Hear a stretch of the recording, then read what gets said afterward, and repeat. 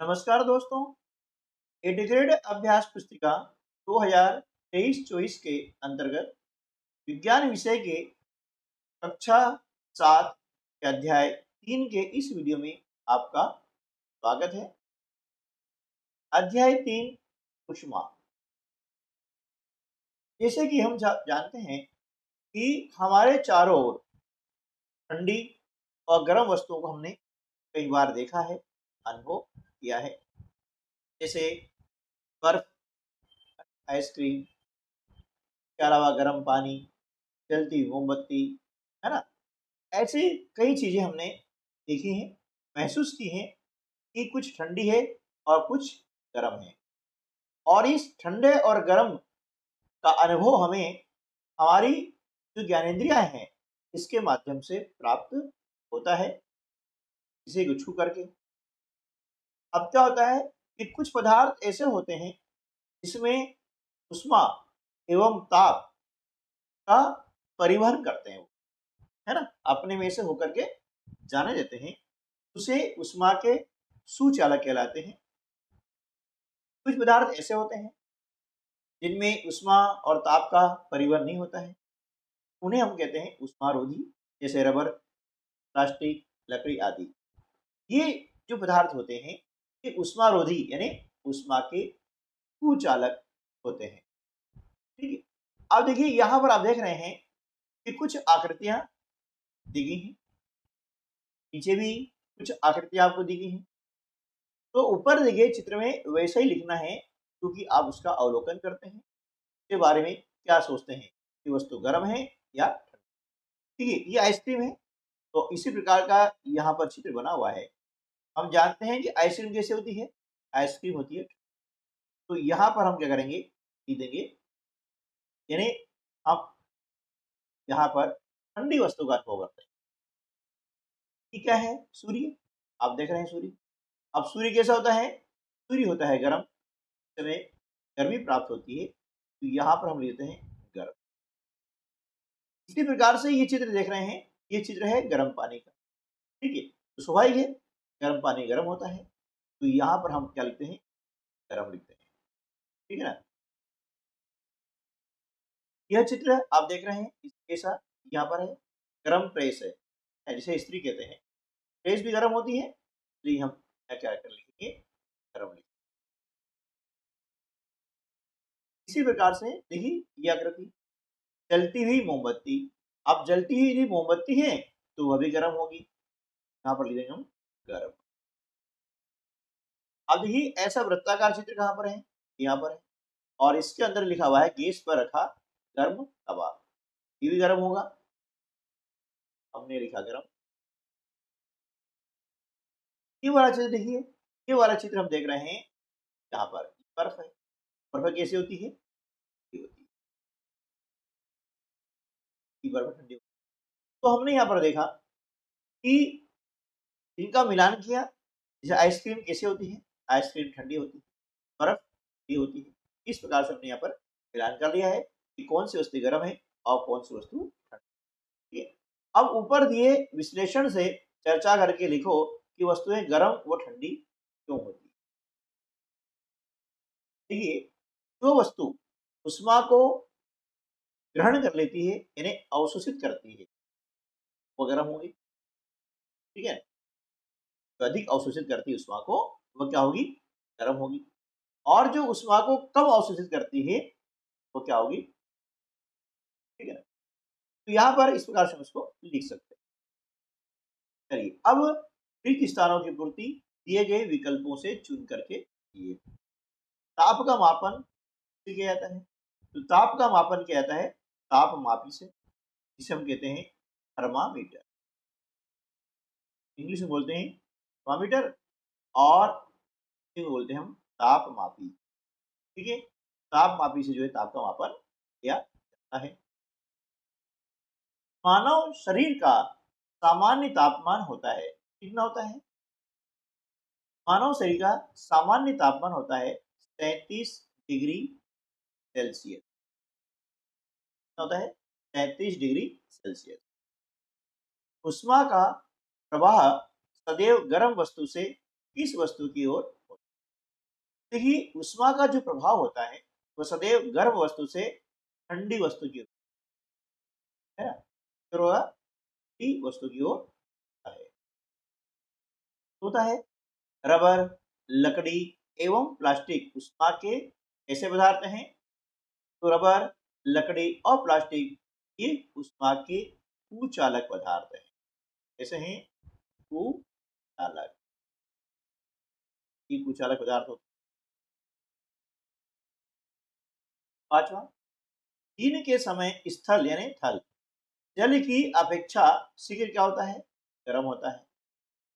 जाएगा।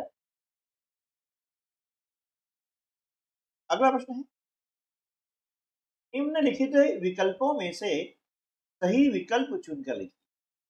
प्रश्न पहला है, भुजों को बुखार आने पर डॉक्टर द्वारा के शरीर के ताप को मापने के लिए उपयोग किया गया उपकरण है।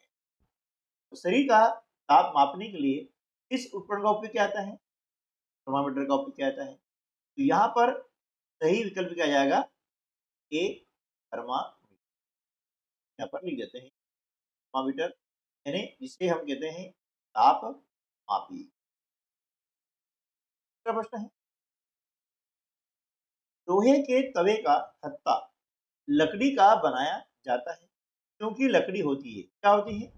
चार विकल्प दिए गए हैं। उष्मा के सुचालक, उष्मारोधी, विद्युत के सुचालक, तो सभी। तो देखिए लकड़ी का जो हत्था होता है वह उष्मारोधी होता है। ये विकल्प भी जो है हमारा सही जवाब हो जाएगा। अब उष्मारोधी होने से क्या होगा कि लोहे का तवा जब गर्म होगा ना तो वह ताप लकड़ी पर नहीं आएगा, यानी हमारा हाथ जलेगा नहीं। इसलिए तवे पर जो हत्था लगाया जाता है वह लकड़ी का लगाया जाता है, क्योंकि लकड़ी क्या है? उष्मा की कुचालक है। लकड़ी क्या है? उष्मा की कुचालक है, क्यों? उष्मारोधी भी। तीसरा प्रश्न है, समुद्री समीर कहते हैं, क्या कहते हैं? यहाँ पर चार विकल्प दिए गए हैं। समुद्र की ओर से आने वाली वायु को हम कहते हैं समुद्री समीर। ये विकल्प ई जो है हमारा सही उत्तर होगा। समुद्र की ओर से आने वाली वायु को क्या बोलते हैं? समुद्री समीर या थल समीर। थल समीर भी कहा जाता है। प्रश्न 4 है, डॉक्टरी थर्मामीटर के बल्ब में किस धातु का उपयोग किया जाता है? विकल्प दिए गए हैं। ए मैग्नीशियम, बी पारा, सोडियम, डी धातु। देखिए जो डॉक्टरी थर्मामीटर होता है के बल्ब में पारा धातु का उपयोग किया जाता है, इसलिए विकल्प जो बी हमारा है वह सही उत्तर होगा। पारा ने मरकरी। प्रश्न 5, यदि कोई व्यक्ति बुखार से पीड़ित है तो उसके शरीर का ताप होगा, कितना होगा? यहाँ पर चार विकल्प दिए गए हैं। A 34 degree Celsius, B 102 degree Celsius, C 39.5 degree Celsius, D 100 degree Celsius. इसका सही जो उत्तर होगा वह विकल्प सी होगा, 39.5 डिग्री सेल्सियस। ठीक है, इससे पता लग जाएगा कि व्यक्ति बुखार से, क्योंकि स्वस्थ जो मनुष्य होता है, स्वस्थ मानव होता है, स्वस्थ व्यक्ति होता है, उसके शरीर का तापमान 37 डिग्री सेल्सियस होता है। जब इससे अधिक ताप होता है तो समझ लीजिएगा कि व्यक्ति बुखार से पीड़ित है।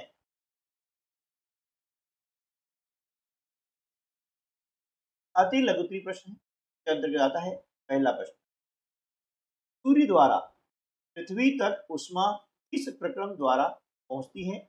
उस प्रक्रम का नाम लिखिए। सूर्य से पृथ्वी तक ऊष्मा विकिरण द्वारा पहुंचती है। प्रश्न 2, निम्न में से ठंडी व गर्म वस्तुओं को सूची, यहाँ पर दिया है आइसक्रीम, फलों का रस, चाय के प्याले में रखी स्टील, तलने के लिए प्रयुक्त बर्तन का हत्था, आइसक्रीम में रखी लकड़ी की चम्मच, फ्रिज में जमी बर्फ। इनको हमें दो भागों में बांटना है। पहला भाग क्या है कि ठंडी वस्तुएं कौन कौन सी है, तो उसके अंतर्गत आता है आइसक्रीम, है ना, फलों का रस, तलने के लिए उपयुक्त किसी बर्तन का हत्था, ये भी ठंडा रहता है, आइसक्रीम में रखी लकड़ी की चम्मच और फ्रिज में जमी बर्फ। अब गर्म वस्तुएं इसमें कौन सी हैं, तो गर्म वस्तुओं के अंदर आ जाएगा, इसके अंतर्गत आता है चाय के प्याले में रखी स्टील की चम्मच।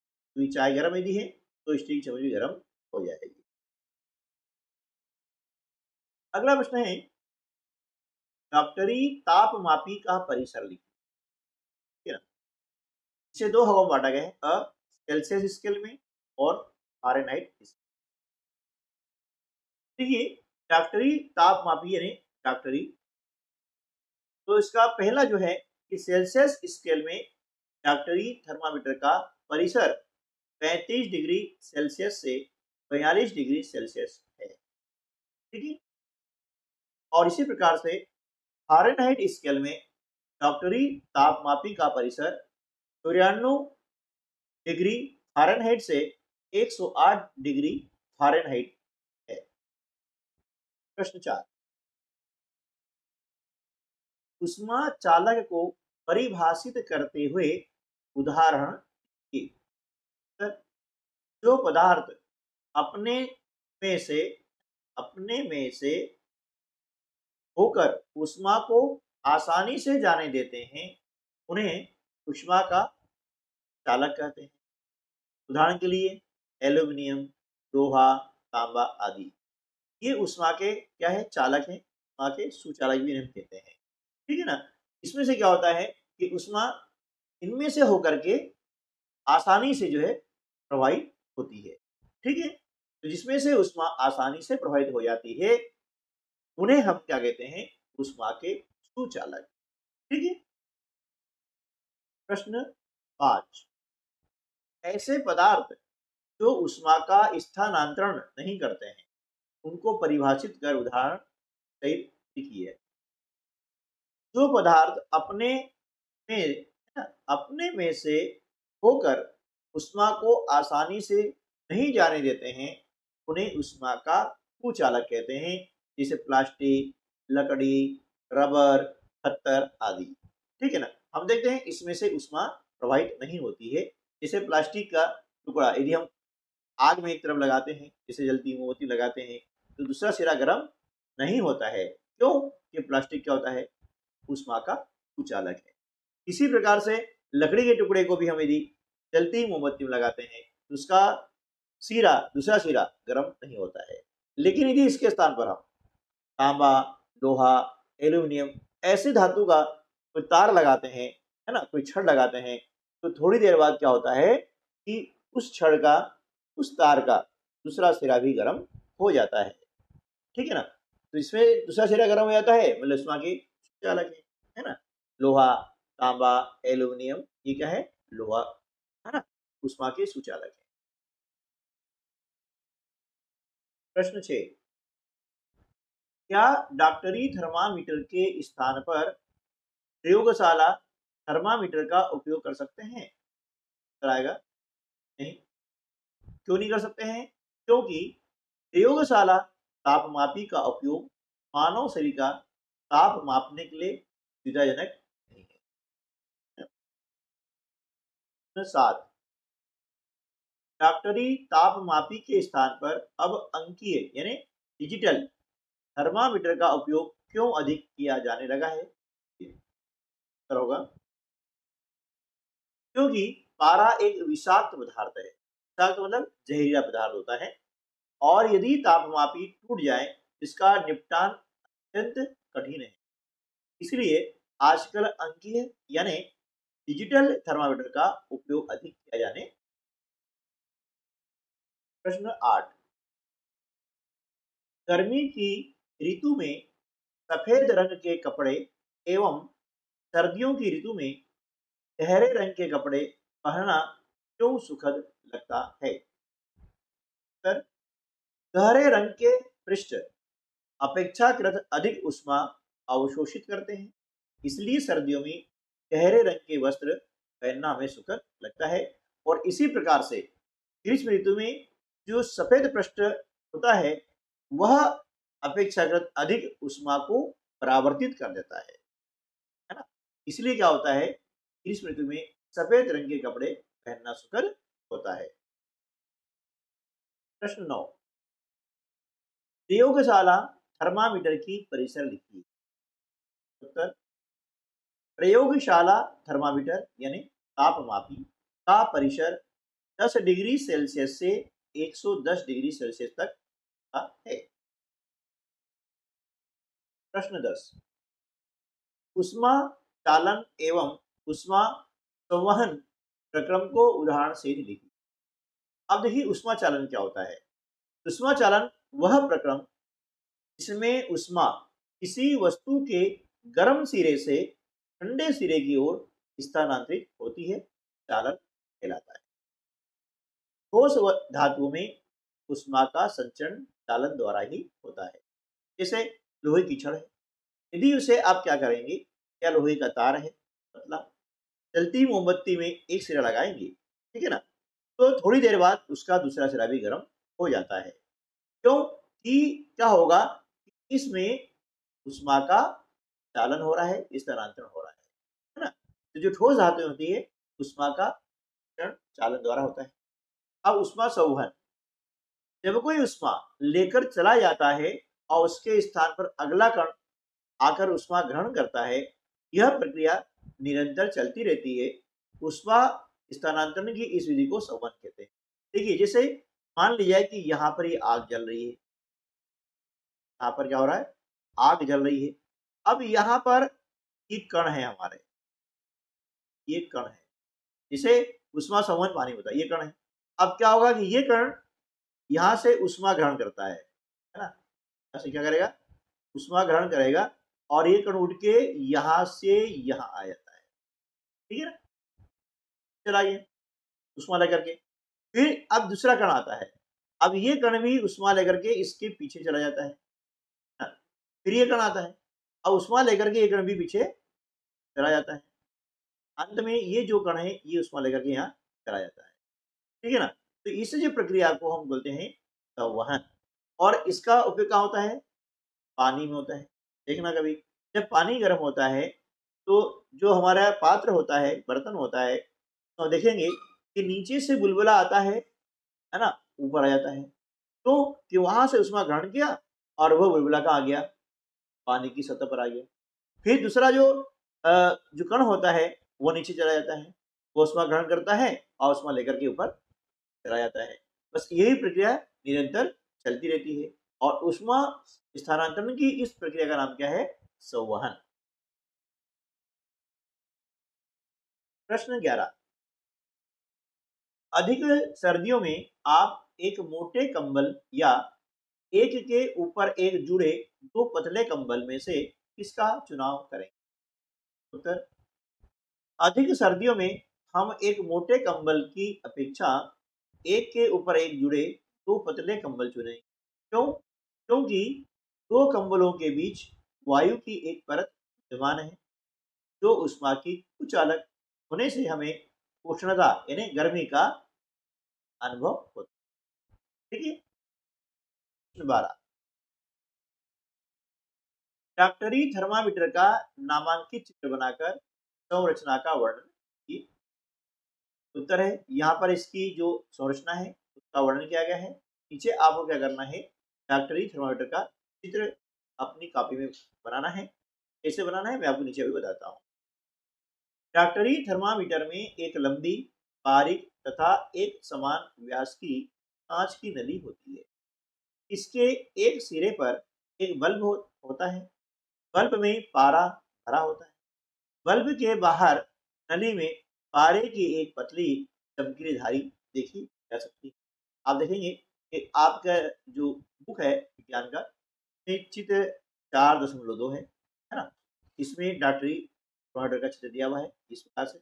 अब ये चित्र आप जो है बनाएंगे, ये होता है बल्ब, है ना, क्या होता है, बल्ब होता है, ठीक है ना।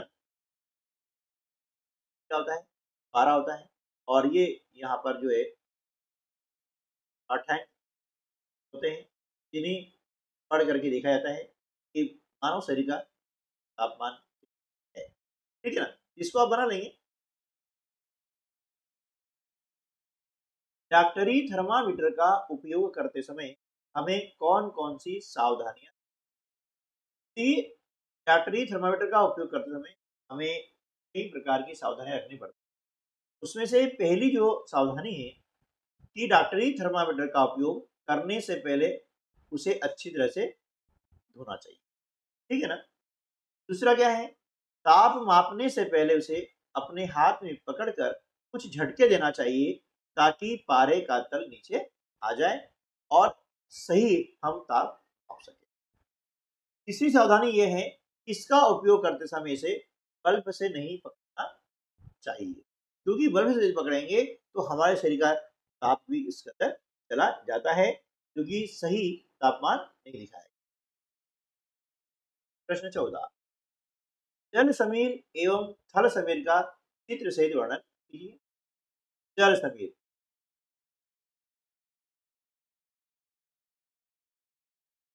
दिन के समय स्थल जल की अपेक्षा शीघ्र गर्म होता है। स्थल के ऊपर की वायु गर्म होकर के ऊपर उठती है। इसका स्थान लेने के लिए समुद्र की ओर से ठंडी वायु स्थल की ओर बहती है, इसे जल समीर कहते हैं। जल समीर का दूसरा नाम है समुद्र समीर। आप देख रहे हैं यहाँ पर ये चित्र बना हुआ है। थल समीर, समुद्र का जल स्थल की अपेक्षा धीमी गति से ठंडा होता है, इसलिए स्थल की ओर से ठंडी वायु समुद्र की ओर बहती है। यह थल समीर कहलाती है। ये वाला थल समीर का है थल समीर। आप इस प्रकार से अपनी अभ्यास पुस्तिका में इसको बना। प्रश्न 15, काला पालिश किए पात्र एवं श्वेत पालिश किए पात्र में पानी भरकर दोपहर में 2 घंटे रखने पर इस पात्र का पानी कम गर्म होगा एवं क्यों।